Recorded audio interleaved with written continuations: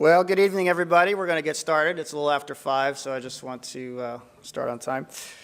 Welcome to the annual Constitution Day Symposium. For those who don't know me, which I don't know if, there's a couple of people who don't know me. My name's Mark Kibben. I teach primarily political science here at St. Joseph's College, and I'm a superstar, so you can applaud.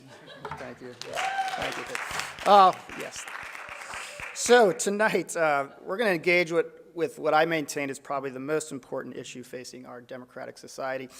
Sarah's going to have some slides here, but I'm just going to start off the conversation by looking at a couple slides from the Cleveland Federal Reserve Bank, focused on three things: the share of income in the United States from 1947 to 2007, labor income as a share of total income in this period of time. And these are two different graphs, one from the Bureau of Labor Statistics, the other from the National Income and Product Accounts.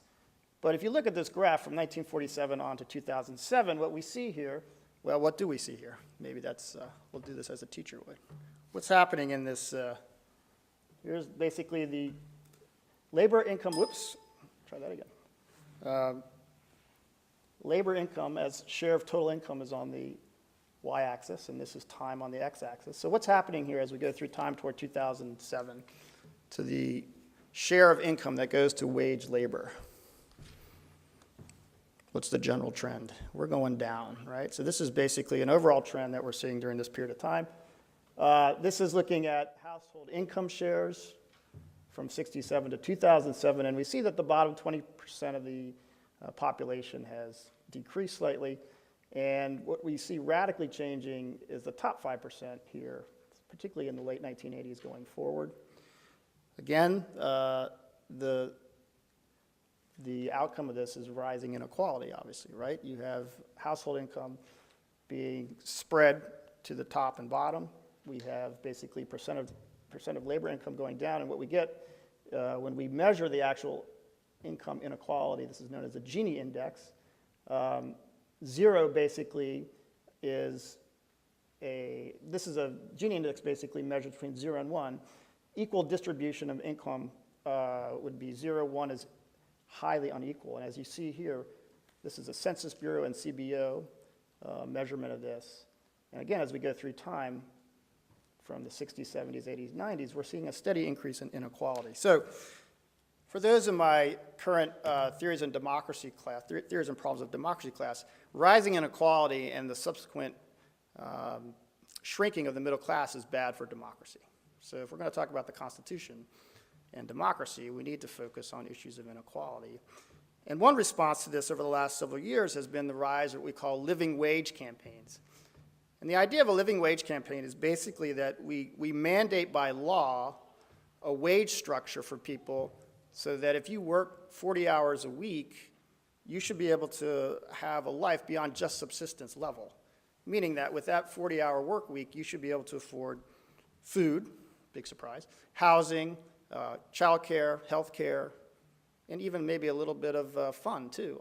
So the idea here is that the minimum wage hasn't cut it for a lot of low-wage earners. So tonight we're going to debate the possible outcomes of living wage campaigns. Are they a good idea? Are they necessary? What do they do for democracy and democratic participation? So that's the focus of our panel tonight. So we have three esteemed guests to share their views on this. The first is Sarah Bigney from the Maine AFL-CIO on the far left here. Sarah is described as a labor mobilizer, and she's active in many issues in the state focused on Maine workers. Second will be Andy Schmidt, here on my left. He's a labor lawyer practicing in Portland, Maine. And finally, we have Representative Mike Shaw in the middle here. Mike has represented Standish since 2008 in Augusta. He was just recently reelected. And he also works as a railroad conductor, so there we go. We also had someone from the Portland Chamber of Commerce who was going to come tonight, but he canceled last minute, so we don't have, unfortunately, his perspective on this. So each participant will have about 10, 15 minutes to talk about the issue, and then we'll have a Q&A. And with that, I'll turn it over to Sarah. I want to welcome them all first, though. Yeah, you can be either here or there. Where would you like to be? Oh, awesome. Yeah, whatever you want to do. And I'll sit down here for the time. Great. How's that? Good evening. Thanks so much for having me, Professor Hiven, in St. Joseph's College. I've never been to this campus before, so it's a really exciting opportunity to be here discussing a really important topic. My name's Sarah Bigney. I'm from Bangor, Maine originally, went to school at the University of Maine, and for the past few years I've been working with the Maine AFL-CIO. It's a big acronym that stands for the American Federation of Labor and Congress of Industrial Organizations, or as I like to say, it's kind of the umbrella of all the unions in the state. We are the face of the labor movement here in Maine. We represent about 42,000 union members from industries like shipbuilders to nurses, letter carriers, office workers, folks all over the state from the paper mills in Madawaska to the Portsmouth Naval Shipyard down south, all over, about 160 different affiliate unions that are all kind of trying to get together and row on the oars at the same time and try to make the labor movement move forward here in Maine. We try to look out for the interests of not only our members and their day-to-day lives at work, enforcing the contracts that they negotiate and bargain to have higher standards on their jobs, but also for all workers and for the whole labor movement. So though a lot of the issues that you might think about minimum wage laws don't directly impact our members because they've negotiated higher wages, we know it's good for all workers. We know it's good for working families, and so that's why we care deeply about making sure we're raising wages for the entire economy. So we kind of look at this all through the lens of organized labor, of unions, and we know that the best way to raise wages is a union contract, when workers get together and collectively bargain to have higher wages. It also is the best way to get equal pay for men and women on the job, but we know that that's getting harder and harder to do. So I want to talk a little bit about some kind of where we are with inequality in the economy, just a few slides, not too many, a little bit on some facts about Maine's wages, and then look at what has driven wages down here in Maine, and then what we're doing about it to try to reverse the tide, some of these alt-labor living wage campaigns. So real quick, just a few slides to set the stage. What are we dealing with here in the economy, in our country? So productivity and wages. We think of if workers produce more, wages should go up with that. And for a long time, that's what happened. When you look at 1948 here, for a few decades, for 3 decades, wages and productivity rose together. When workers produced more, when the economy was doing well, workers did better. And then right around 1980, that split off. Workers are continuing to produce more, to do a good job at their work, to earn profits for their companies, and wages have flatlined. So where did all that money go? So here's another look at wages. If this is in terms of 2008 dollars, back in 1964, average wages $17.54 an hour. We're only at $18.52. So wages have basically stagnated for workers across the country. So the yellow bars are kind of how people were doing from 1947 to 1973. How much did people's average incomes go up? Now, the poorest 20% did all right. They were doing better. So kind of all of the five 20% of the economy were doing better. The middle class was doing better. The richest everyone was doing better. What happened after that? From 73 to 2005, the middle class wasn't doing so well, and the poorest folks were really not doing very well. The bottom 20% barely gained. But what about the top 0.1%? The wealthiest tenth of a percent earned a minimum. These folks earn a minimum of $1.3 million a year. Their incomes rose 353%. They were doing great. But what about the top 0.01%? Off the charts. So we've seen this huge transfer of wealth, and the growth has all been in the top 0.1% and 0.01% of the income earners. Wealthiest families prosper as never before. Again, the income shares of the top 1% are, really peaking as they did back in 1928. Or another way to look at it, the 1% of the top 1% of the population have 47% of the wealth in this country. The bottom 80% of the rest of us, we are fighting over 9% of the wealth. Who has the money and who doesn't? CEO to worker pay. Back in the 1980s, the average CEO has made 42 times the amount of the average workers at their company. That's still pretty good, but that's really continuing to rise. And I unfortunately need to get an updated one on this today, but I'm sure it's, CEOs are doing great. Health insurance is another way to look at a lens of where people's income is going. The top 2 lines are health insurance premiums and workers' contributions to premiums, while the bottom 2 lines are workers' earnings and overall inflation. So in order to keep up, more and more of workers' wages are going to pay for their health insurance, if they still have it. Who's paying taxes? A lot of the tax burden has been shifted to the working class, the middle, quintile families versus the top 1%. We're shouldering the burden of the tax of paying for government, of paying for roads and bridges and everything we have, where the top 1% is not contributing what they used to. So then we really pay attention to this. Union density, you can see a correlation between families doing well and union density. This is a map from 1964. 29% of the workforce was unionized. So, almost 1 in 3 workers had a union card in their pocket, had a contract at work. You can see the red states were over 31%. Yellow was 21 to 30%. Maine was up there, kind of in there. Then fast forward to 84, no more states have over 31% of union density. Some still are holding on to between 20 and 30. First see some states dipping down below 10. And this is 2006. Only a couple states still have between over 20%. Union density has declined greatly. This is 12% of the workforce. I think it's still roughly around there, but for the private sector, it's certainly even lower. This is when you consider public sector as well. And what does that mean for working families? So as union membership rates decrease, the middle class incomes shrink. We see an absolute correlation between union membership rate and the middle class share of aggregate income. So not to be depressing, but that's kind of the picture of where we're at. Should I turn this off or what do I do? I don't know how to do it. Okay. We'll leave it. All right. So that's just the scenario. But I like to say this is not like the weather. This is not like it's not like there's no way to predict or have control over what's happening. This is all by design. This is all as a result of policies that have been put in place for decades, starting, in the 1980s, to have this exact result. Looking kind of closer in at Maine real quick about wages. Where do we fit in all those charts? So here in Maine, the minimum wage is $7.50 an hour. Unless you're a tipped worker, meaning you earn tips, then your minimum wage is only $3.75 an hour. We're pegged at half the minimum wage there, which is only an average of $15,600 a year. Now the federal minimum wage is $7.25 an hour. If Maine raised the minimum wage to $10.10 an hour, that would benefit 110,000 Maine workers. Nationally, it would be about 25 million workers, or about 1/5 of the workforce, fall in the bracket there, or just above 1010, where they would see a raise in their wages as well. These are numbers from the Maine Center for Economic Policy. In Maine's second congressional district, which is sort of northern eastern Maine, this would affect more than 23% of the population earn the minimum wage, which is about 60,000 people. Almost 1/3 of Maine women in the second congressional district earn the minimum wage, and 62% of them are single income head of households. So when you think about minimum wage, a lot of people try to paint this as it's a high school kid on their first job, bagging groceries or whatever. They don't need to earn more. Governor LePage proposed a training wage for folks like that. They can even make $5 an hour.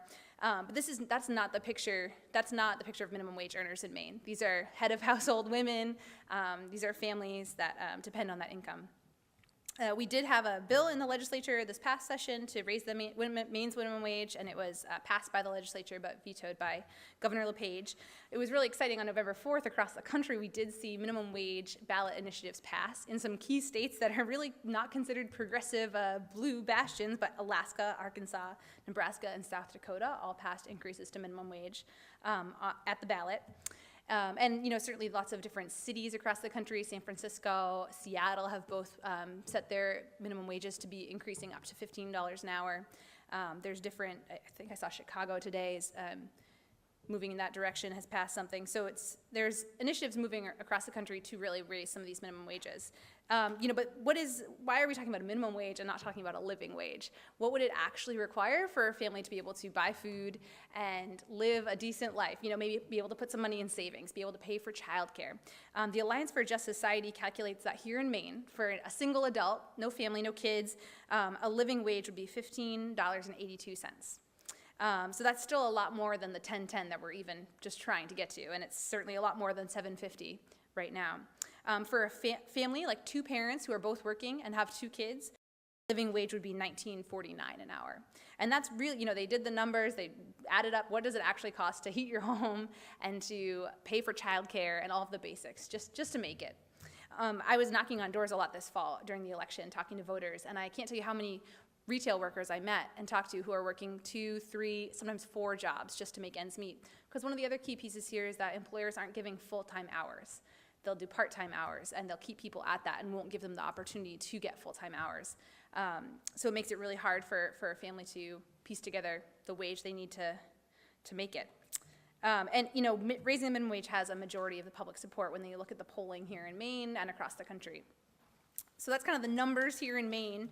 I think one of the questions we're asking ourselves in the labor movement now is, where do workers get the leverage to raise wages? Like how can we affect that?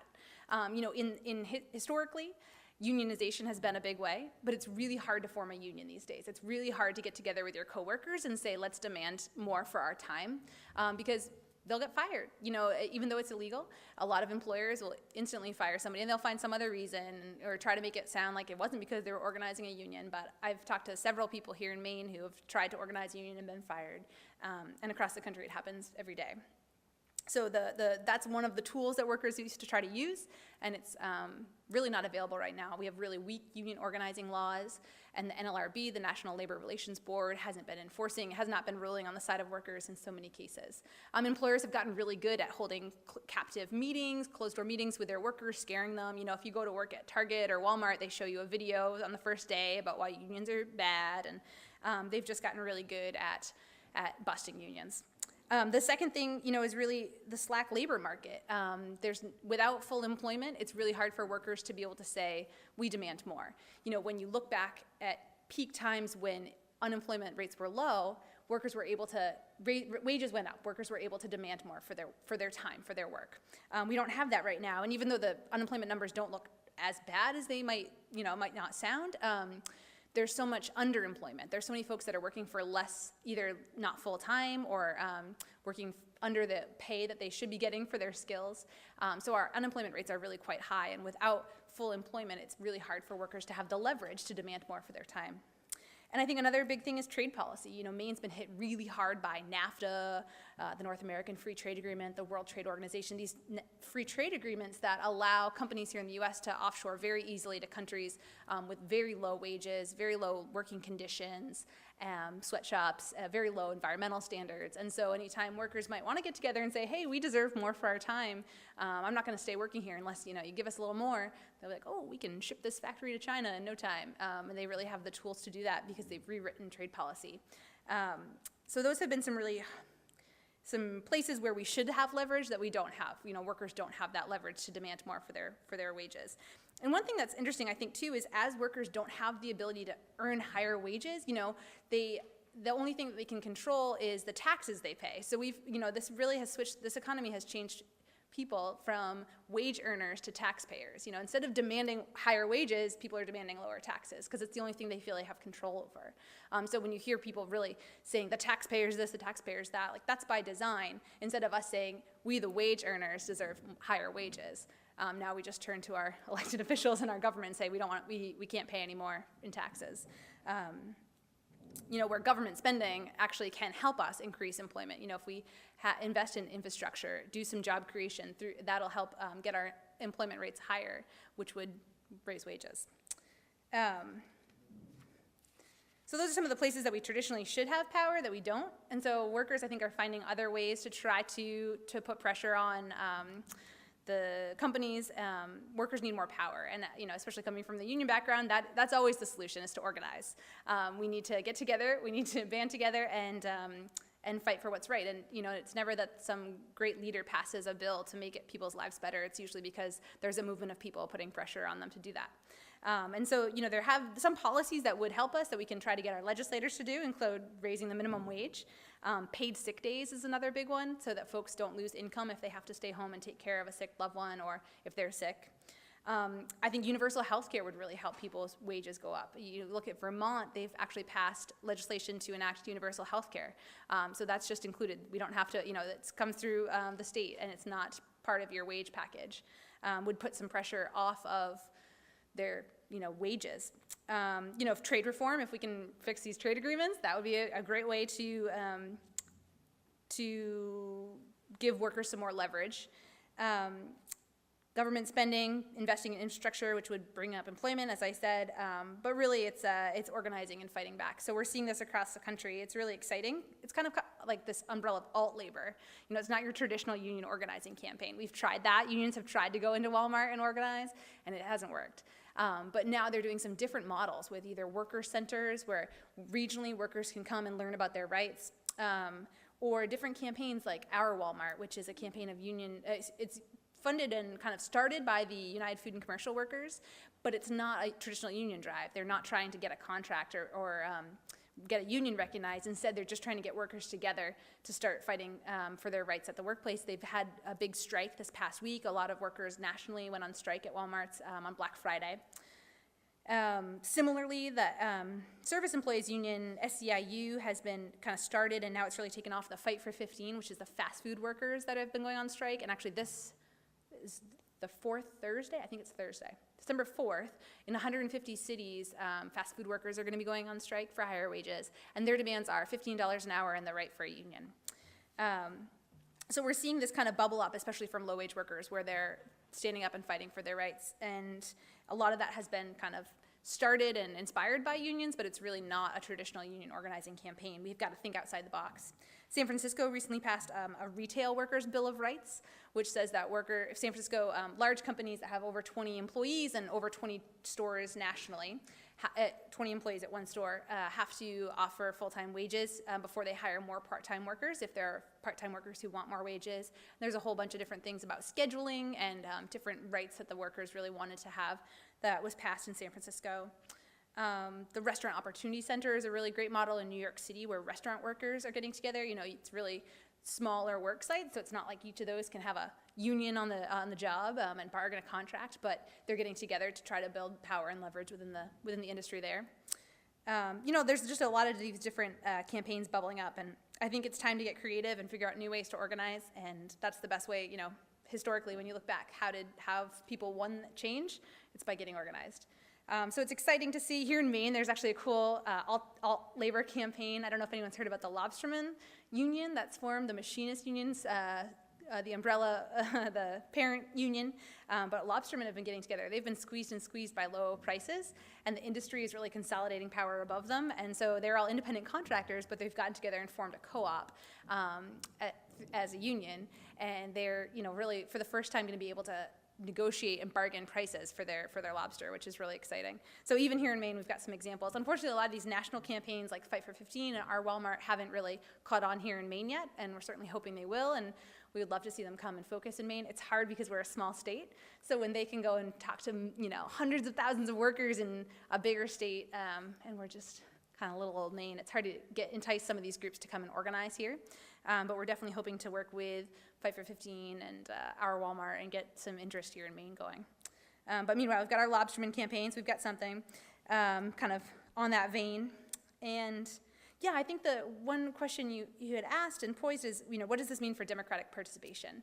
And I think you can see it across the board from voting, you know, the rate of how many folks vote, you know, lower income folks aren't voting as much. And I think they look at the government and say, well, what can the government do for me? It hasn't, you know, the government's not doing anything to fix my problems. So why should I care? Why should I get out and vote? And it's also really hard to participate and get involved in something when you're working 3 jobs and you're working crazy hours and you don't know what your schedule is going to be. And even among our membership, I've seen a lot of folks that want to be involved, but they're working so much overtime. Companies would rather have their workers work a ton of overtime than hire new workers to have to pay benefits to them. That, you know, folks are working a ton of overtime, which is great for them, but means they just don't have the time to get involved and to be involved in the life of their union, which is a very, you know, a democratic system. So I think there's a lot of factors against both low-wage workers and kind of all workers in this economy from getting involved in participating in their communities and in their democracy, which is not a good thing. So yeah, I think that's the sum of what I was looking at tonight, and I'll be excited to hear from these guys and have some Q&A later.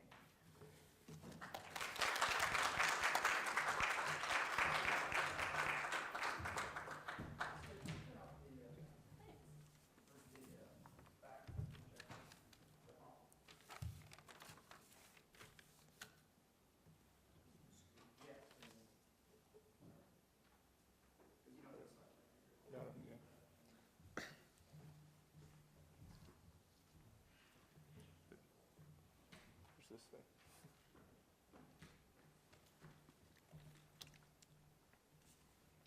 thing.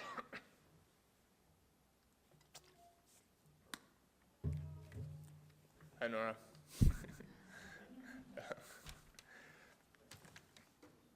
I'm Andy Schmidt. As you said, I'm an attorney here in Portland. But I'm actually going to talk about the economics behind minimum wage and some of the economic studies that have been done, and then switch gears and talk about how it doesn't really matter what the laws are if we don't enforce them, and kind of talk about some of my experiences as an attorney. So classic economic theory would argue that raising the minimum wage always leads to higher unemployment, because a higher price of labor would mean that it would depress demand, and then you would have excess supply. For example, I would probably pay the neighbor kid $7 an hour to rake my leaves so I could watch some football. But if I have to pay him $10 an hour, well, maybe I'll go and rent a leaf blower and do it myself. And if you think about it, Walmart's probably not going to pay those greeters $10 an hour. It might be worth it for them to pay $7.25, but I doubt they're going to pay any more than that. So those people wouldn't have jobs. But there's only one problem with this elegant theory, and that's that metadata from hundreds of studies done before and after increases in minimum wage show that there's no discernible effect from increasing the minimum wage on employment. And at the same time, it's undeniable that putting more wages into low-wage workers' pockets increases their earning power and is good for the economy and good for society, because these are people that otherwise need societal support. So what's really happening? There are a few mechanisms that work in tandem that negate the employment effects of raising minimum wage. One is that since all employers are forced to raise wages in tandem, they're able to pass on the extra cost to consumers without losing out to the competition. And since wages are usually not the crucial component of the cost, the inflation can be imperceptible to consumers. Any lost demand is offset by the fact that these low-wage workers suddenly have more disposable income. And these people need to spend their money right away when they have it. So that actually creates a little mini economic stimulus. But the other driver of this classic model's failure is the assumption that if a minimum wage worker quits, she is instantly replaceable at the same productivity level. In reality, it is hard to find, train, and retain workers at low wages because the income opportunity just isn't that enticing. At $7.25, many workers are better off staying at home, perhaps babysitting informally for a neighbor, and looking for a better job. When wages are higher, workers are more likely to enter the labor force, to be more productive while they are working, and to stay on the jobs for longer terms. Costco is a company that's figured this out. By paying workers a living wage, they get more productivity from motivated people. They reduce their training costs because the people stay. And they have fewer vacant positions because it actually is really bad to quit that job because the job's just a good job. So while a higher minimum wage might lead to fewer new positions, it also leads to fewer vacancies at existing positions. And in fact, more or less the same number of people are working, just for more wages. Of course, classic economic theory of supply and demand isn't completely irrelevant. I think we can all assume that at $25 an hour, there would be less demand for labor, and in fact, it would hurt the economy. So the secret is to find the sweet spot where raising the minimum wage will give the largest increased earnings to low-wage workers without causing too much of an effect of job loss for low-income people. We tend to ask if raising the minimum wage on the margins will leave more people unemployed. But if 2 decades of research shows that small increases in minimum wage have helped poor people without leading to more unemployment, shouldn't the question be flipped around? Shouldn't raising the minimum wage have the benefit of the doubt? Instead, we should be raising minimum wage deliberately and consistently until we see a negative employment effect. And then we can have the discussion about the appropriate balance between increasing wages for low-income workers and potentially decreasing their job opportunities. But for now, economic research supports increasing the minimum wage, and we are currently missing an opportunity to help low-wage workers help themselves without any negative consequences. I think going back to this democracy point, one problem we face now is that with the wealth tied up in the 0.1%, those people are basically funding think tanks that can churn out this economic research and kind of create the question, pose the question in a way that isn't necessarily the right question. So they'll say, well, there's going to be increased unemployment. Well, that's great, but let's take a step back and think about what the question we should be asking is, and look carefully at the studies before we just trust what's coming out of these think tanks.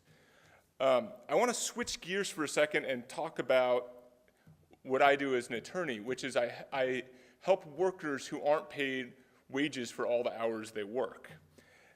And basically, we can do whatever we want around minimum wage, but if employers aren't paying for all the hours, then low-wage workers aren't going to be helped, and the wages are going to be suppressed. The most egregious forms of this wage theft, which I was an attorney for basically representing immigrants in Colorado for the last 7 years, and what happens to workers out there, especially and to some degree in Maine, but it's not as bad yet, is every day contractors, subcontractors will hire workers, get paid by this contractor, and then disappear before they pay the workers. And so that's the most egregious, blatant form of wage theft. But in Maine, it's very common for workers not to be paid for all hours worked. And for low-wage workers, this can easily push the wage below the minimum.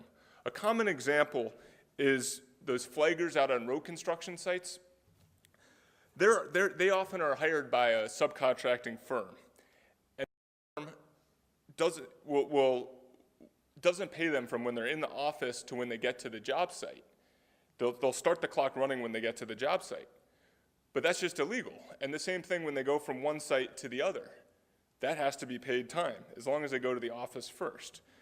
And another common thing is a company will automatically stop the clock during lunchtime, but then expect an employee to answer phone calls and just be on duty, or to do some extra duties at the end of the day after the clock stops. All of those things can suppress the wage right under the minimum. There's also all sorts of schemes to get around paying overtime for low-wage workers. Even I've seen a fruit packing employee called a salary professional, so that they wouldn't have to pay her time and a half for overtime, even though they were paying really close to minimum wage. Then some of you students may have done unpaid internships where you had to do it to get your foot in the door, but you're really just doing menial tasks and not learning anything. That's also just unpaid labor and should be compensated at least at minimum wage. So all of these practices are illegal, and one really pernicious thing about it is that the employers that are trying to do the right thing often can't compete. They get underbid on jobs, and it's kind of a downward spiral. But we actually have good laws on the books, and what we need is for workers to stand up for themselves. And as you were saying, it's hard. They're scared. They're scared that they'll get fired. But there are laws to protect the workers. If they stand up very loudly, if they write everything down and send it in emails before they, I think what happens sometimes in the union context too is that workers will start a kind of a whisper campaign because they're so scared, but that gets to the boss. Then the boss fires them before there's anything documented. So it's often better just to come out with guns blazing to say what you're doing, and then you have some protections. Because the employer can't be able to say, well, I didn't know that they were asserting their rights. So yeah, if what we need is the government we need the Maine Department of Labor and the U.S. Department of Labor to have more enforcement powers, and we need for workers to stand up for their rights, to go to the Department of Labor or to private attorneys, and they can get the penalties, all their back pay, penalties, interest, and that way at least they're doing something, even if they politically can't raise their wages, they're getting the wages that they've lawfully earned.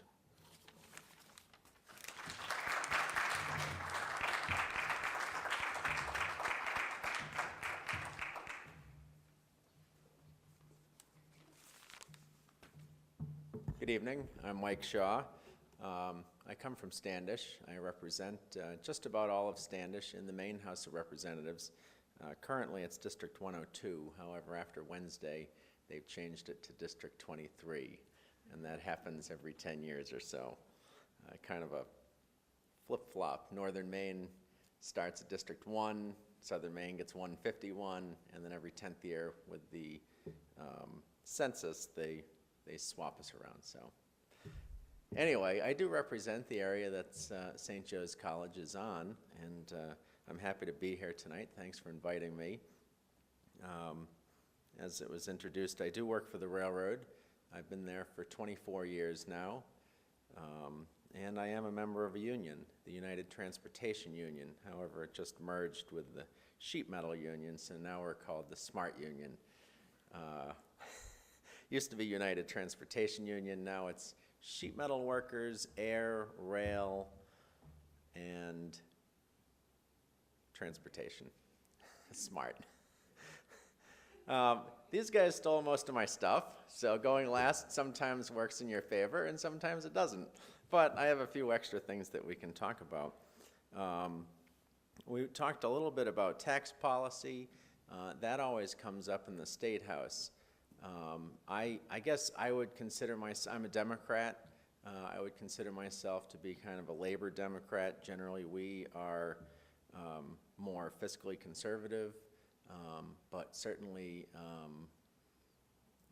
agree that people do have the right to collectively bargain if that's chosen by the workers of that particular entity. So when you talk about tax and the economy, geez, it goes all over the place up in Augusta. You can hear from the most conservative people how we need to lower taxes to the point where we can't even function anymore, to kind of maybe your Portland Democrats that would say we need to raise taxes under all circumstances so that we have more money to give out in programs. There's got to be a fine line in there, I think, somewhere, and I don't know exactly where it is, but I know this. For the next 2 years, we're going to be discussing tax policy. I know there's a few ideas right now. The governor, I think, is going to propose eliminating the income tax in favor of a substantially more broad sales tax and higher sales tax even. And it'll be an interesting debate. I don't know all the details of it, so I'm not going to take a position on it here tonight. There's probably pluses and minuses. For lower income people who have to pay higher sales taxes, that may not be such a great thing. If they exclude a lot of the items that you generally have to have, obviously fuel oil, food, and things like that, you know, that would certainly help in that debate. But with that, we talked a lot about the minimum wage, and I believe the minimum wage should be raised.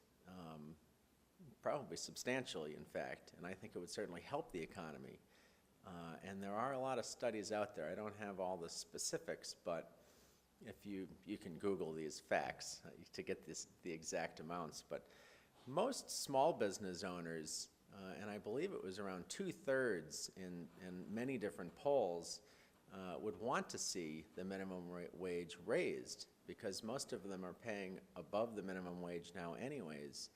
And when there's more money in people's pockets, especially at the lower end of the pay scale, they tend to spend that money almost immediately on items that they absolutely have to buy, such as, you know, it could be food or clothes, shoes, any type of items that they may need. And I think we can see that happening right now, actually. Everybody's happy. I'm sure everyone in the room, including myself, is happy that the price of gasoline is going down. And they're talking about it being great for the economy because it has more money in your pocket. Well, it may be the same case with minimum wage. if the folks, especially at the lower income scale, had more money in their pockets, they would spend it, and it would come back to, especially like the small business owners feel like it would help their businesses. That's why they agreed and polled so well with that question. Getting back to a little bit of tax policy, there's a statistic out there. We talked about Walmart, and we pay a lot of taxes to pay for the SNAP benefits for Walmart employees. $6 billion worth, in fact. Our federal tax dollars are spent. SNAP is what we used to call food stamps. So many people that are working at Walmart qualify for food stamps, and it costs the general population $6 billion. I would almost call that corporate welfare, I guess. When we're paying collectively to kind of help feed the employees of a business that makes multi-billions of dollars every year, we may want to rethink our policies in that aspect, I guess. We have a fairly large labor strike going on right now in Maine. It's with Fairpoint Communications, and I don't know all the details. I know they're looking for major concessions from the employees. Of course, whenever I hear that coming from Fairpoint, I always wonder, how much their executives and all the people at the higher end are willing to give up too. Is it anywhere near the same percentage?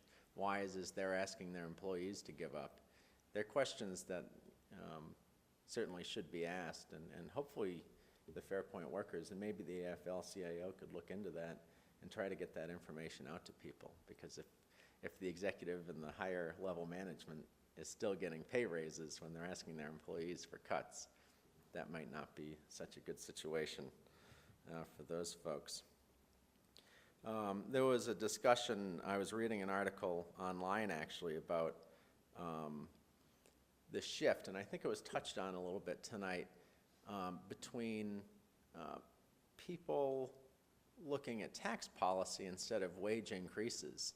And it's an interesting debate, obviously, but no matter how well we write these tax laws, and I don't dive into tax law too often. I've sponsored a couple tax bills and debated and obviously voted on different tax issues in Maine, but on the federal level, it would probably be an interesting place to debate this, and probably a more effective place to debate it. But it seems like people that can afford, and maybe some people may want to consider going to accounting, because this is where there's a lot of money to be made. If you can hire fancy accountants, you can really drive your tax rate down just by getting through loopholes in existing laws. And I think we saw that a little bit in the last presidential debate, where we had a fairly wealthy businessman, Mitt Romney. It came out that he was paying 10% of his entire wages into taxes, which, just as a middle-income person myself, I know I pay a lot more than 10%, I can tell you that much, between my federal income tax, my state income tax, my property taxes, and all those taxes combined. I pay a lot more than 10, and you will too, once you get out there. A couple other things that we didn't talk about, we might have brushed on, was a lot of people do think, or they say, that it's only kids and part-time workers that are earning minimum wage, but but that is not the case. 60%, I believe, was the figure, and maybe Sarah can back me up on this, of wage earners that are earning minimum wage are actually adults that are potentially possibly raising families, whether they're single or in a relationship, are the minimum wage earners. So we had interesting, very contentious debates. It was probably, I think it was 2 sessions ago, about child labor laws. Sarah touched on that when the governor proposed $5 an hour for people that are under 20 was what the bill specified. It really kind of infuriated me as what I consider myself as a labor Democrat. When they coupled that with allowing kids that were under even 16 or 15-year-olds to work later into the night, even too, on school nights. They wanted them to make $5 an hour plus work until 11 o'clock on a school night. So I thought it was just, I couldn't understand how people could be advocating for that, and I'm glad it didn't pass, but that one did go in the hopper, so to speak, I guess. The state of Washington, just as a backup to some of the stuff we heard earlier about when we talk about raising the minimum wage and job growth or decline, the state of Washington has the highest minimum wage and the highest job growth. I don't have the exact statistics on that with me, but it's something that anybody could certainly Google later. The company that I work for Amtrak now. We have a pretty good relationship. My union and the company has a pretty good working relationship together, actually. And I think a lot of companies, and you saw this debate, actually, I forget what state it was, maybe it was North Carolina. They had a debate with a car company down there, I think it was Volkswagen. The Germans actually don't mind labor unions either. Sometimes, in some cases, it's a lot easier just to work with a union saying, you know, we need to hire some people, you guys need to train them. And that's what happens on the railroad. You know, Amtrak may hire somebody new. They have a training class for them where they actually go over rules and books and things of that nature, but then they send them out with the train crews, and we do on-the-job training with new conductors and engineers, generally anywhere between 6 months and 2 years before they're really kind of turned off on their own and let out there to run trains and stuff. So it takes quite a while to learn how to do that. And I think the company benefits from my rail union. We work on safety laws or safety issues and laws, quite frankly, in the federal government. And if it was a state law, they would come up. Generally, railroad law, and you could probably back me up on this one, is more of a federal thing. The states don't generally dive into some of those issues around railroads anyways. We touched on government spending a little bit. You know, I was an advocate for much higher spending in bonds over the last few years, and the state has been holding back on bonds for whatever, you know, it was definitely an ideological reason, I guess. But if you think about it, we had an opportunity to rebuild our roads and bridges and a whole, basically a basket of projects that could have gotten done. We have MTI that we could have funded, Land for Maine's Future, which is an important thing in our state. We have some biomedical research labs, the ocean industry that could have used some funding. And those were all good jobs for people that probably were much higher than minimum wage jobs that we could have paid back at a very low interest rate. In fact, the money that we would have gotten back in from grants and other issues from the federal government and other private industries would have outweighed the cost that it would have cost to borrow the money in the first place. The only other thing I guess I'll talk really quickly about was the issue that was brought up and it is a problem that we have in Maine too. There are a lot of companies out there that, let's just say, general contractors say. They have what I would consider an employee, and the state considers them employees. They are called their own private contractor. So you may be doing a roof one day. And the problem is the company will give you a 1099 at the end of the year saying, I paid you $12,000 this year. Now you got to go pay the tax on it. I'm claiming it as an expense. It's all well and good until the guy falls off the roof and ends up down at MEMIC trying to get workers' comp that he hasn't been paid into because the company's claiming him as a independent contractor. So there's a lot of interesting debates up there at the State House in regards to minimum wage, but certainly if we can bring the wage up, I think it would certainly be good for our economy. So with that, I guess I'll end, and maybe a professor come back up and we can do some Q&A or something.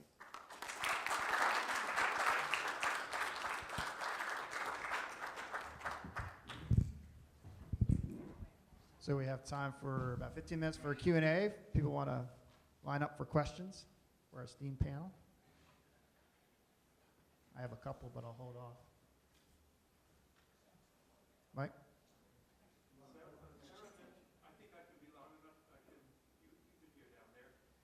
Sarah, you mentioned the referenda on increased wages in some of the red states. Does AFL-CIO encourage other states to do this, especially around a crucial election year that might bring out more of the type of voters that would help in other issues as well? Certainly, yeah. Is this on? I don't know. Can you hear me through this? Yeah, definitely. We want to. We're looking at here in Maine at a ballot initiative for, with some of our coalition partners, ally organizations for 2016. It does take time to get all the signatures and get on the ballot, so we're almost too late for 2015. But we saw the impact that the bear hunting referendum had on turnout here in Maine, and so we think, okay, that clearly affects what the election results are going to be. So what can we do to put these out there strategically to increase turnout? And I think definitely looking at that for 2016. And I think putting on my more activist strategic hat on, I think it's the way I can see it working out is the Democrats will put forth minimum wage again this term. It will get defeated in the Senate, and also vetoed, but won't get that far. And then we can really rally at that point, start getting the signatures, get everybody excited about it, and going into the next cycle for 2016, make that the real issue. And then some of these people that won this year in kind of union districts, especially in the Senate, they're going to have a really hard time explaining that vote, assuming they vote against it this year and killed it. So if we can put them all on the hook during this term, then that can really be both get out the base for the whole election, but also targeting individual Senate districts to get back on the right on what I see as the right track. Other questions? Yeah. It'd be easier because then we can actually on the table. So Connolly's question isn't on tape then? So I'm not an economist, but I've heard an alternative explanation for why raising the wage to a living wage doesn't result in a hit in employment. And that explanation, I'm fuzzy on the details, but the essence of it was this: when you raise the wage substantially, you make those jobs more attractive to higher skilled workers and give incentives to the employers to hire higher skilled workers.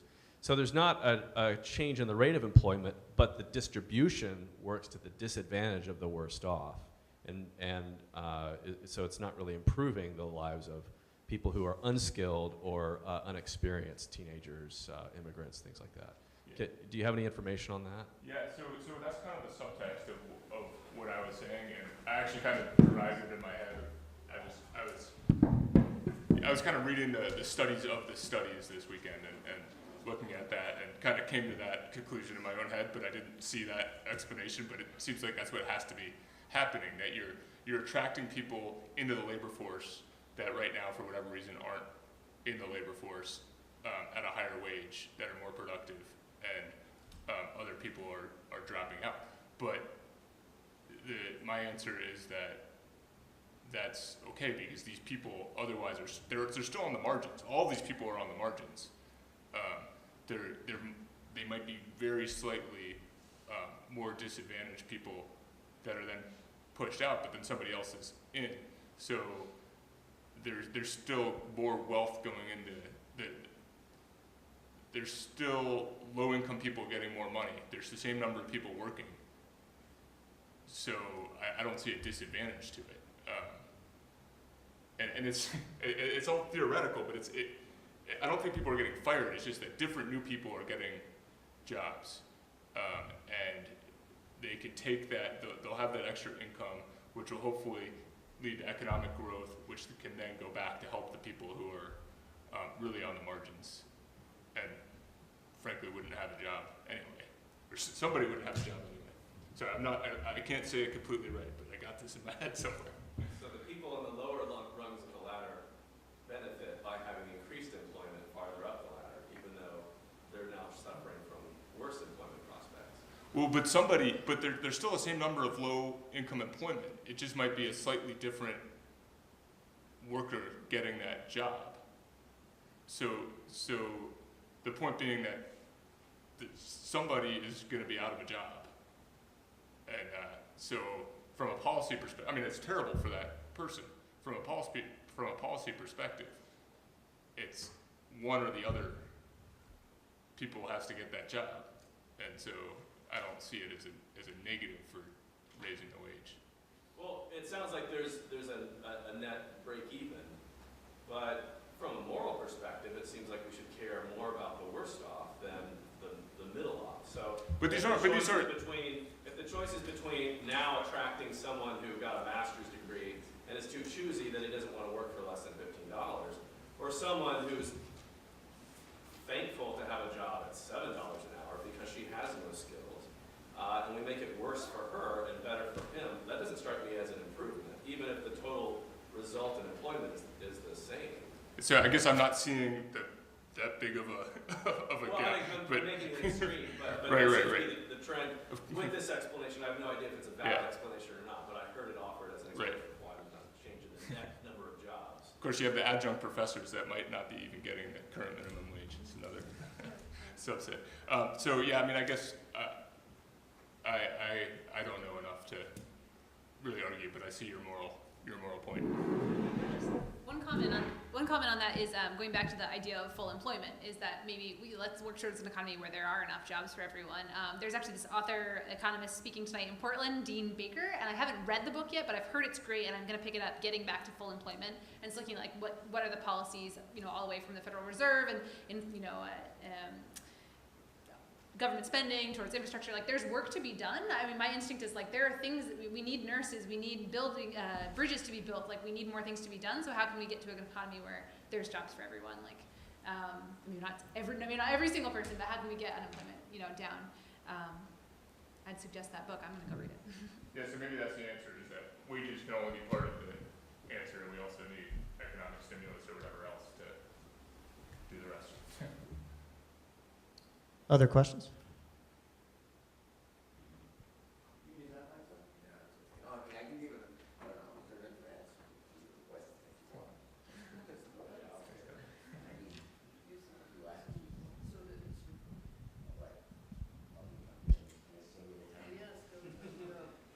Yeah, I mean, I think that the question you're making, the question you have proposed here is a matter of percentages. You're proposing a theoretical question, which is your $7 an hour person will be replaced by someone with more skills. We don't know that. I mean, there are no, in other words, in order to answer that, we would need to see the famous or infamous studies that you're talking about that would divide and show how much of that labor force is really unable to have a 10 or $15 job. I truly doubt that, obviously you exaggerated it. You need tremendous amount of skill to go up to that $10 an hour. I don't know, as a business professor, I think that there wouldn't be a major dramatic shift in people who had more skills that would take the $10. I think pretty much this minimum wage jobs require not a dramatic amount of skills, so much as to necessitate a different type of employee. Does that make any sense? Yeah, but we're talking about a living wage is dramatically higher than $10 an hour, as opposed to a more marginal change. So if you have an unskilled laborer, you can maybe pay him $2 an hour more, but as you pointed out, right, if we raise wages to $25, we'd for sure see hits on employment, because a lot of people's labor just isn't worth anywhere near that much, given their level of skills or the level of experience. And so, again, this is just one explanation. I have no idea how legitimate it was, same number of jobs, and by attaching a different wage, we're actually benefiting people who are better off already, who already have more skills and maybe better prospects, and therefore harming people lower down the ladder. So if part of the appeal of the living wage is a concern for equality or a concern for economic justice, that actually seems counterproductive, if that's the actual explanation. Again, I'm not endorsing that as an explanation. But it is peculiar that we know on the basis of economic law, when you raise the price of a good or a service, you lower the incentives for people to consume it. But we don't see that with the studies for minimum wage increases and for some of the living wage increases. So we have the question, well, why? Right? Well, maybe economic law is broken down here, or maybe there are alternative explanations. So Joe Stiglitz is a Nobel Prize-winning economist, actually tried to explain some of this a while ago, and it's the same similar idea, but it's that the same worker that's working at minimum wage and just doesn't care that much about the job, when they're suddenly paid a few dollars more, will care more about it, will do a better job, and become a more productive worker. So it's almost like your explanation of, well, it'd be a better worker. Well, but it's the same person. Michelle? No, it was going to be, and I was just going to say that even if it were somebody who was more skilled who gets that job, then you presumably have an increase in productivity, then that might again lead to sort of an expansion, especially if there's more money in people's pockets. So that's what I was thinking as well. Michael?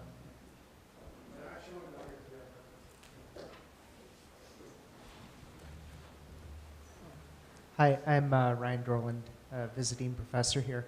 I just have a question regarding this current practice of having independent contractors. More and more major companies have moved to this practice, and as a result, people have seen, from what I've read, people have seen their real wages decrease. Do you see anything within Maine to either slow down this trend or stop this trend, or do you see this trend accelerating? We've dealt with that in the legislature quite a bit, and we've defined exactly what an independent contractor is. This was maybe 3 or 4 years ago. So, you know, some companies are probably still breaking the law, obviously, but there are laws out there, and as I said, when it does happen, unfortunately, when they get injured, that's when it really is terrible for that person, because if they were employed as they're supposed to, they would be covered under workers' comp and a bunch of other protections under the current law. So I don't know if it's getting worse or getting better. We've tried tackling it in the legislature, but some people, it was illegal or at least wrong at the time, and I think some people are just, no matter what laws we put out there, are probably going to break them. So, Sarah?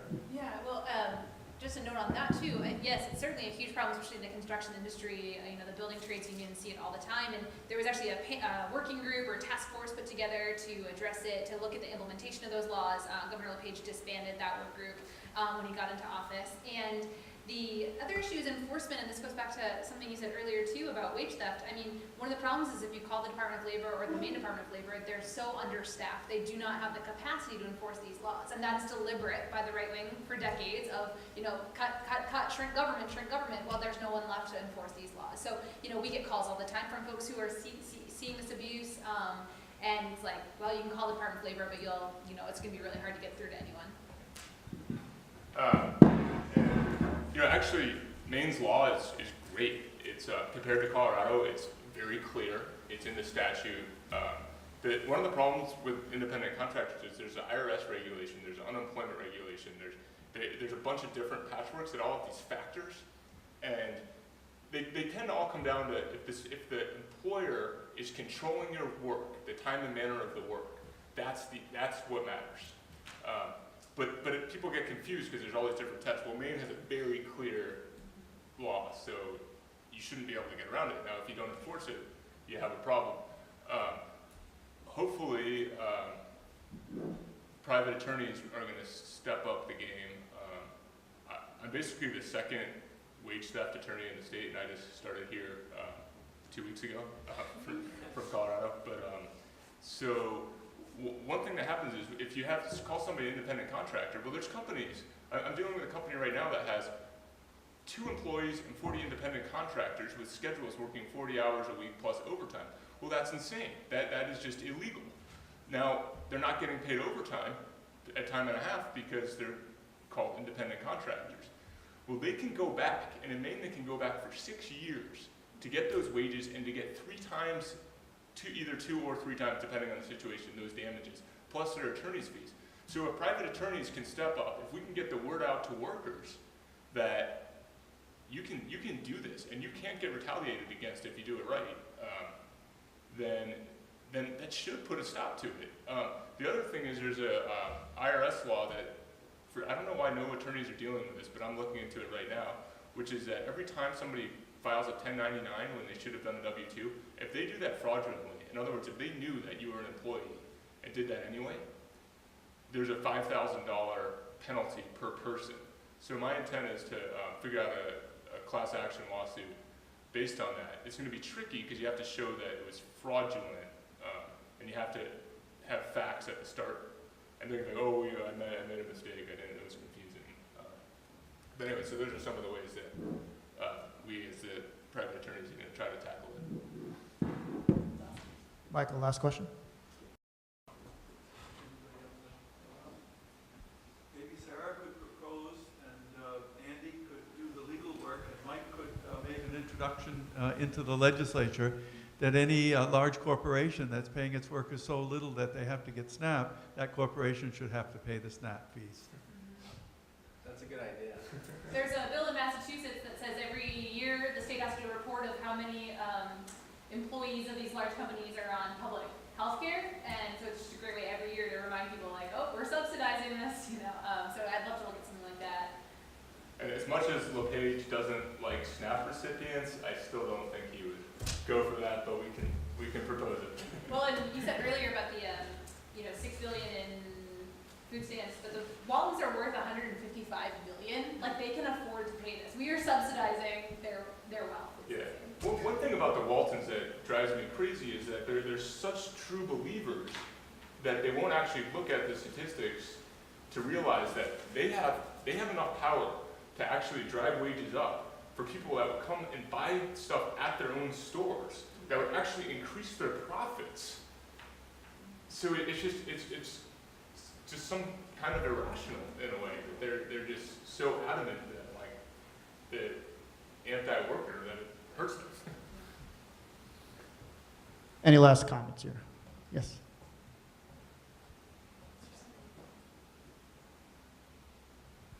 Yeah, thanks for coming. I just thought of a theme as you were just wrapping up there, and what Mark was introducing your panel, the theme of sort of democracy and how our sort of value of sort of rugged individualism really makes it difficult to see workers as sort of a group that they have shared common interests. And so it just seems like a theme, that we're so focused on our own lives, making money. People turn around and say, well, this is your problem. The Protestant work ethic, you have that as the backdrop, but this sense of like, this is your own problem. And so it's really hard to get people to kind of think collectively. So anyway. Yeah, I think that's right, and I think it's constructive, like you were saying before.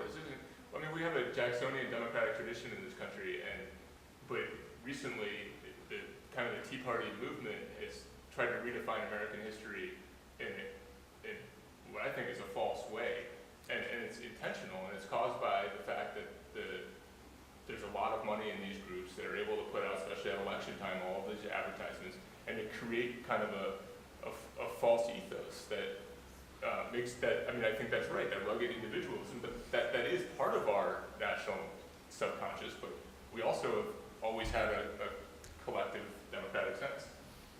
And that right now people aren't really kind of sharing the struggle. Like, a lot of people are feeling squeezed right now. A lot of people are deciding which bills to pay every month or which not to pay, all the way up from the working poor to the middle class, and we don't talk about that. We don't have a way to share that, and it's like the individualism. And so what if we, actually got together and started talking about how people are feeling squeezed, and you realize that it's your neighbors, it's your family members, it's all of us. Maybe then we'd be willing to take more action on it. I think it's a great point. I wanted to bring up one other point real quick. I wanted to ask the audience a couple questions. It's in regards to voting. If you could raise your hands if you're a student at St. Joe's. Students? Could you raise your hands now if you voted on November 4th? Hey, we had pretty good participation there on the students. That's good. In Maine, just a real quick thing about voting law. If you're a student and you are domiciled here, say at St. Joe's, at Standish, obviously.